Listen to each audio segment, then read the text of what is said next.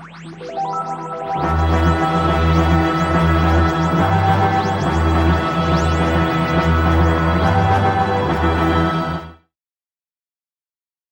1 of the series finale is here, but did Wishworld leave us wishing that this was a good story?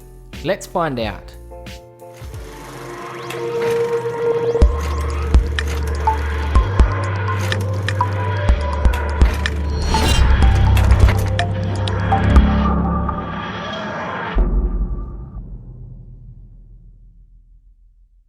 Before I jump into this week's episode of Who Review, make sure you leave a like and subscribe down below. And as usual, this review will contain spoilers from the latest episode of Doctor Who. Right off the bat, I will say that this wasn't a terrible first part. It wasn't great, I didn't love it, but it wasn't terrible. This episode had a very confusing opening. I was very confused by the whole baby at first, but as it was sort of later revealed that the baby is the toy maker, that was a really cool little surprise. Archie Panjabi, I think I'm pronouncing her name right. I don't know. Please correct me if I'm wrong. Was really good in this story. I thought she was brilliant. I was actually really worried about how Russell T Davies would write the Rani, and if I'm being honest, I kind of had good reason to be worried. While Archie was honestly fantastic, for me, this just didn't feel like the Rani. And people will say that I'm just nitpicking, and people will say, this is a new incarnation of the Rani, that's why. And yeah, maybe.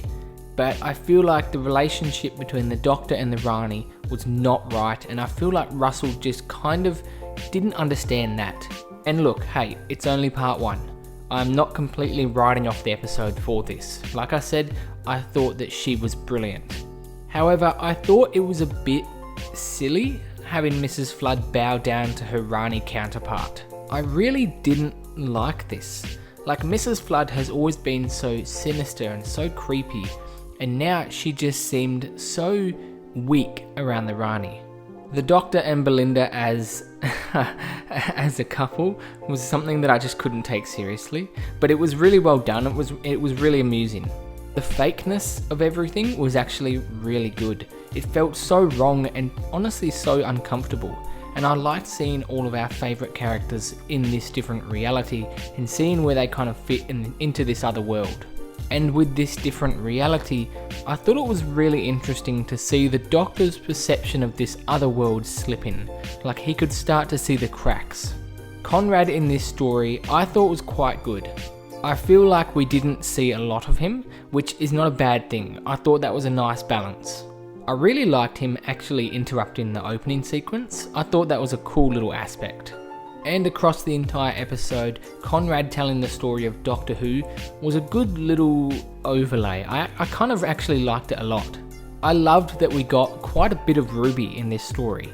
I liked the idea that Ruby was the only one who could save the world, and I would have really liked to have seen her interrupt John Smith's life a little bit more. The concept of different people being shut out from society was an interesting idea.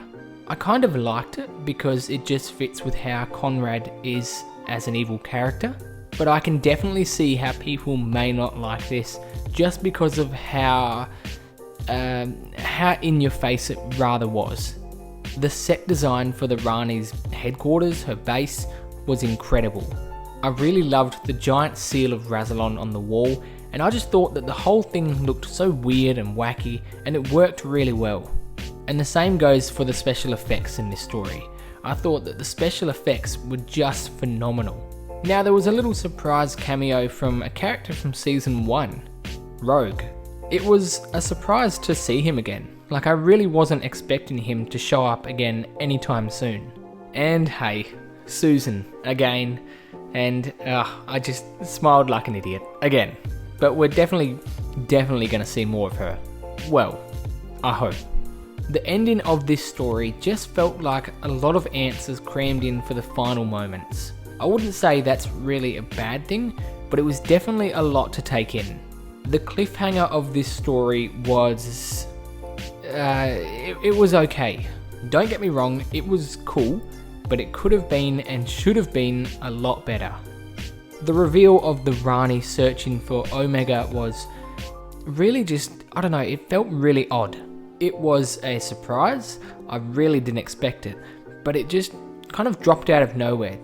Felt like a throwaway line. There was no real build up to it, and I didn't really like that. And I guess with this cliffhanger, I thought it would have been a lot better if we had actually seen a very small glimpse of Omega. The final episode next week is an hour long, and I feel like it's going to be very tough to include such a big villain, but I guess we'll see. I feel like the final episode of this season is going to be very, very crammed, full of cameos and surprises and hopefully some answers for quite a few things, but I just feel like, I don't know, I feel like it's going to be very rushed.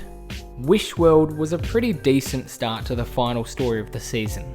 With how good this season has been, I'm not gonna lie, I was expecting a little bit more from the first part of the finale, but there were a few little issues here and there, but overall I did rather enjoy it. It felt very Twilight Zone, very WandaVision.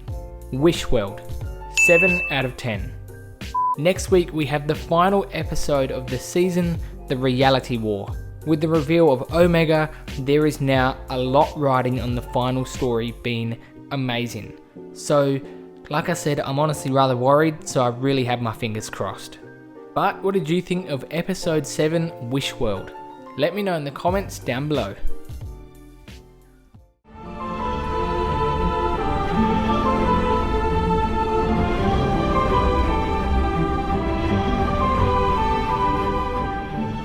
Don't forget to click below to subscribe to the Whovian Commonly YouTube channel. Cool.